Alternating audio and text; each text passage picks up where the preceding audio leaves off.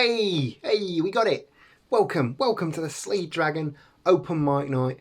This week we're doing right-wing politics. So, I know we were supposed to do this in a pub, but good old Boris told us all to stay home for a bit. So I thought, why not get the best and brightest local talent and have a bit of a spooky open mic night from all of our homes, because it's Halloween, or well, it was supposed to be Halloween when we originally scheduled this. It's a bit late now, but don't worry, it's fine. What we're going to do is we're going to have three of the best and brightest talents.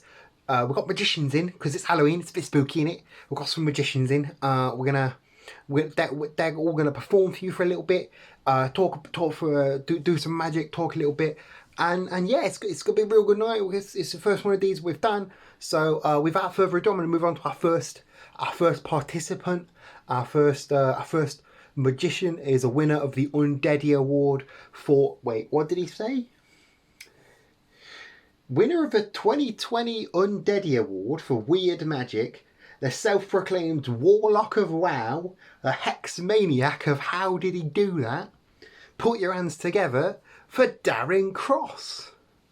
Right, which button is it? Is it that one? Oh, no. Hello, mortals. There we go. Hello, mortals. My name is Darren Cross, and I'm here to perform miracles. We all know why I'm here. I'm not going to waste any more of your time. I'm an expert in misdirection and attention manipulation, much like those on the right. They love to guide our attention the way they want it, the way that they need it. Now, MC, can you tell me when to stop, please? Stop there. Wonderful. We're going to take that card, the exact card that you stopped on, and that is going to be the card that we use for this effect. Actually, we're actually going to keep it there. Right there, actually. Is that in shot? That should be in shot. Yeah, we're going to keep that right there until the end, just so I can't touch it. My hands are going to be away from it. Where was I? Oh, yeah.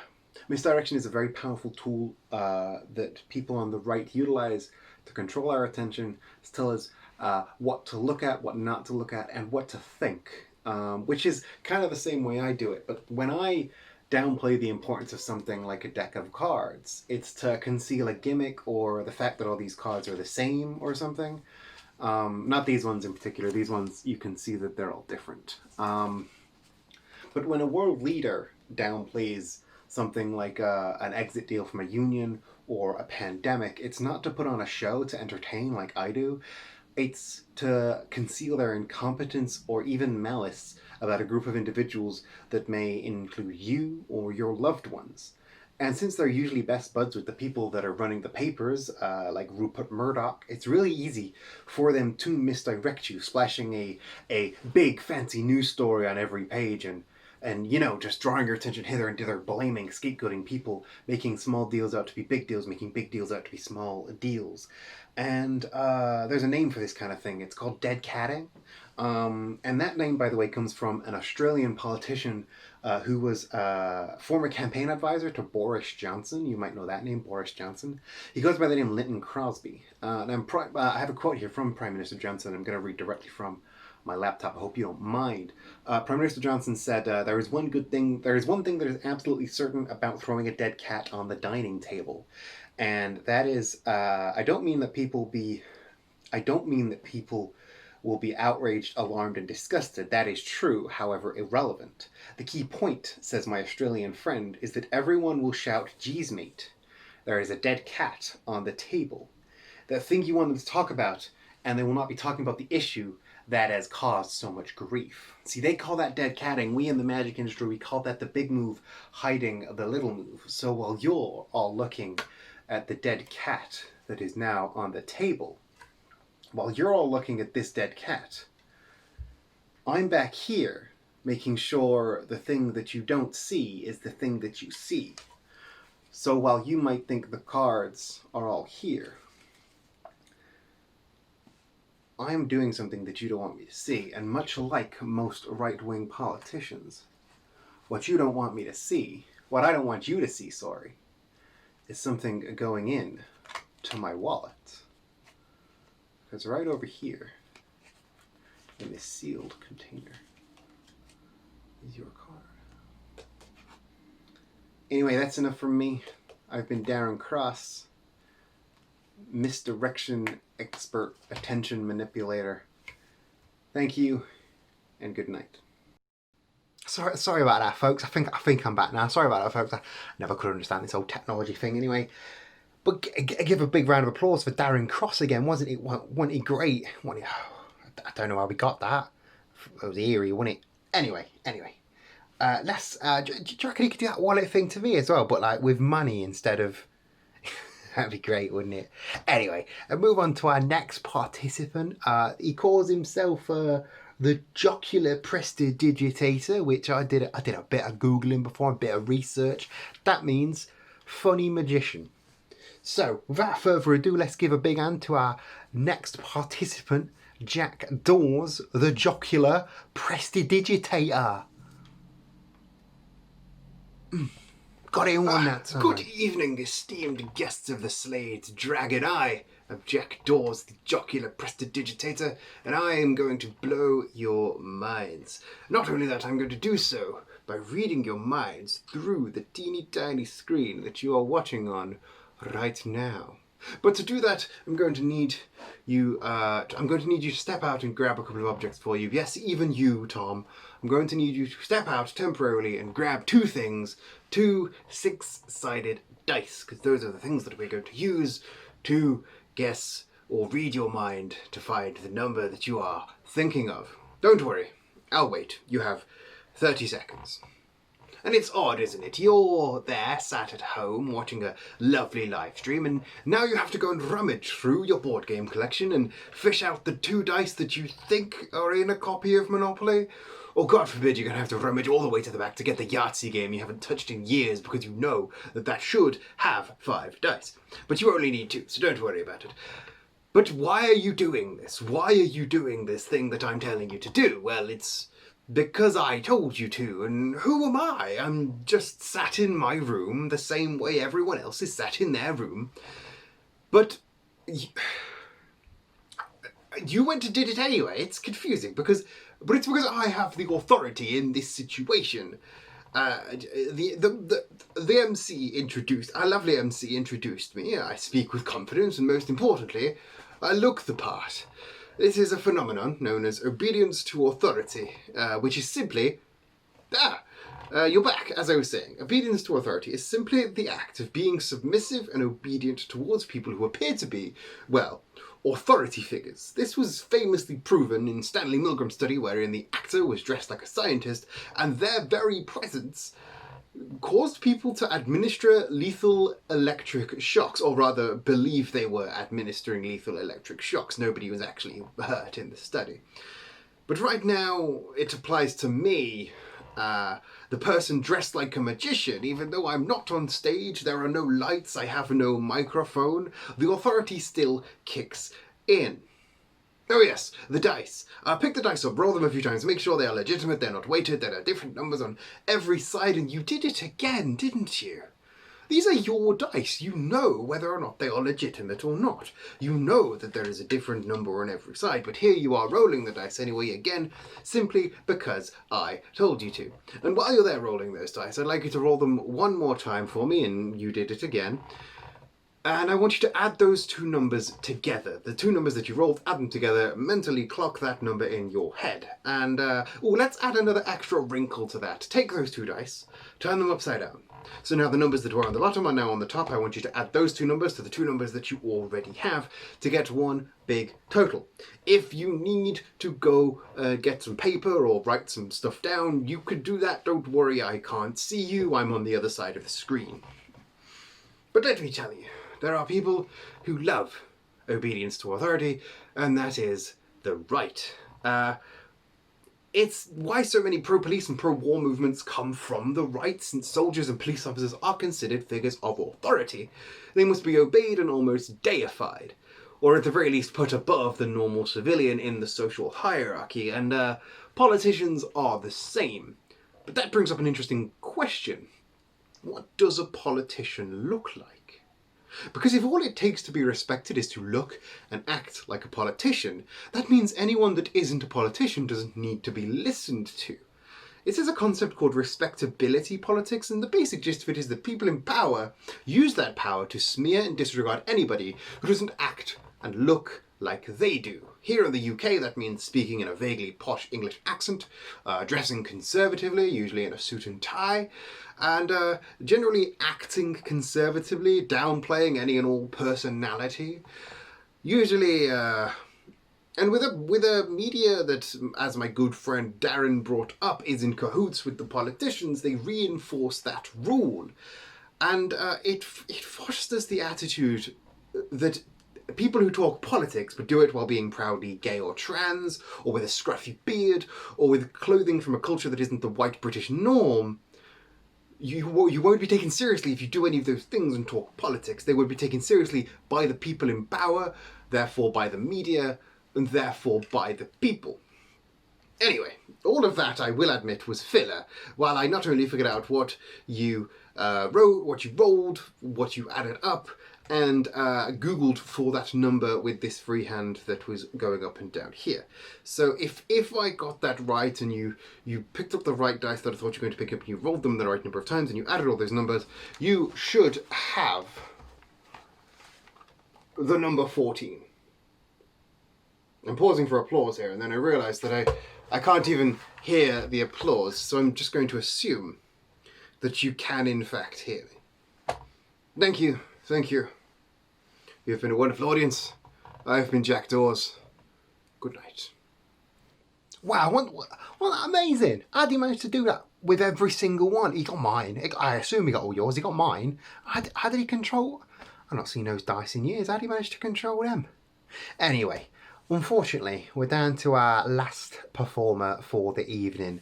Boo. But he's a really good one. This guy's a really proper talented sound bloke. Owes me a pint, but other than that, he's an absolutely sound bloke.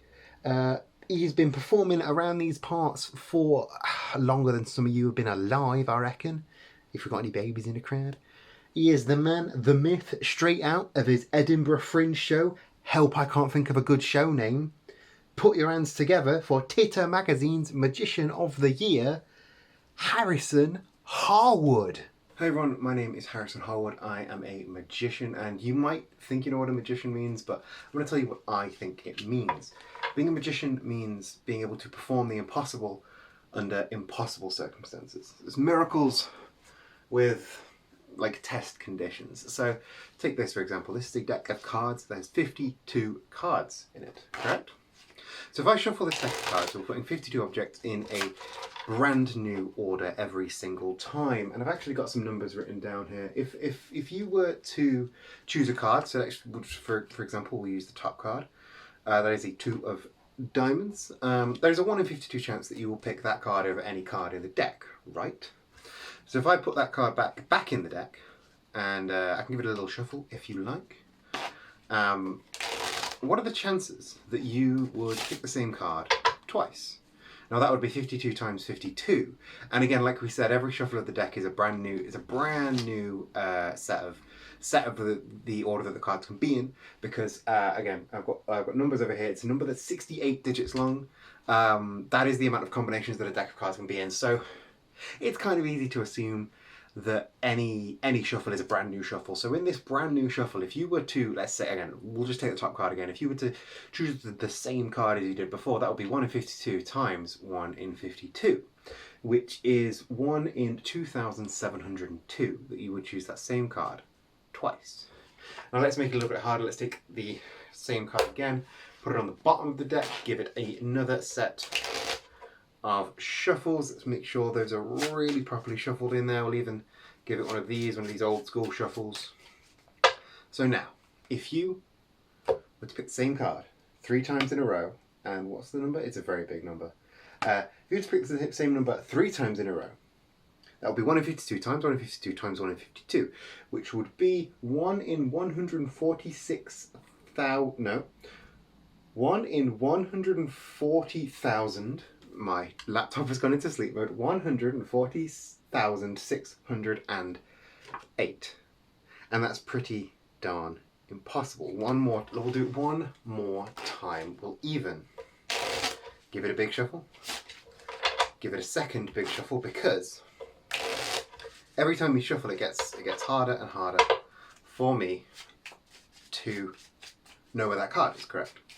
And if you were to do the same thing 4 times, and the top card was the same card every single time, that would be 1 in 52 times 1 in 52 times 1 in 52 times 1 in 52, which would be 1 in 7,311,616, which seems pretty impossible, right? I mean, or does it? Because I seemed like I was doing everything I said, but I am, like I said, a magician. I am a professional liar. So I can make things seem way more impressive than they are. I can move goalposts to always seem to know what I'm doing and make it seem like everything I'm doing is right. And because you don't know the script, you don't know when I've gone wrong, when I've gone right, when I had to wake the laptop up. Do I actually have anything written down there, or is that all just misdirection? You don't know that, and I'm constantly moving the goalposts, so all I do is correct. And well, I didn't intentionally make a theme with the other 2 participants in tonight's show, but you know where I've gotten this shtick from now. It's the right. They do this all the time. For an example, the Conservative Party here in my country, the UK, in the election last year, they said, we will build 40 new hospitals if we get elected. Now, that is quite a cool thing to say. 40 new hospitals, that's a lot of hospital. But then as soon as they got in, as soon as it looked like they were going to get in, the goalposts moved, and suddenly refurbishing a hospital counted as building a new hospital, building a new wing for a hospital counted as building a new hospital. Hospital restoration projects that were already in progress counted as new hospitals, and suddenly we're getting 6 new hospitals, not 40. Those goalposts have moved massively, but they've already taken the credit for it, so we can't really do anything about it. Let's take a more pressing example. Coronavirus. It's a thing that's happening. We don't like it. Back in March, the first lockdown happened, and Prime Minister Boris Johnson said, if the R number goes above 1, we will lock down again, because that is too high. Now, flash forward to the end of October. He's saying that the R number is well above 1, over 1.5 in fact, but it is slowly declining, and that is a good thing, and he's taking credit for that. See, what I'm seeing is he failed in his first aim and just moved the goalposts so that he didn't fail, he just won. But these new goals that he's claiming were always the goals. And like that is not a huge accomplishment, but the way he says it, the way he presents it, and the way he moves those goalposts makes it seem like it's a big accomplishment. I find it really infuriating, to be honest. But that's not me getting angry. Isn't the point here? The point here is me leaving you with one lesson. You should always question. Always question when somebody takes credit for something, especially if they are the ones that are holding the deck. I've been Harrison Harwood. Have a good night. That was magnificent, wasn't it? Oh, 3 totally amazing performers. Just sort of being there, being amazing, and me just sort of being there, not being amazing. But not bad for a night in front of Facebook, is it? Better than scrolling through the minion memes that would have been here. Let us know if you liked this show in the commenty bits down below. Give us a like if that's the kind of thing that you're into. This is a bit of a bigger thing than we're used to here at the Slade Dragon. So if you fancy chucking in some pennies at the back, there's a virtual bucket down in the thingy. And yeah, that's open mic night at the Slade Dragon. I've been Spiky Mike, your MC, and take care.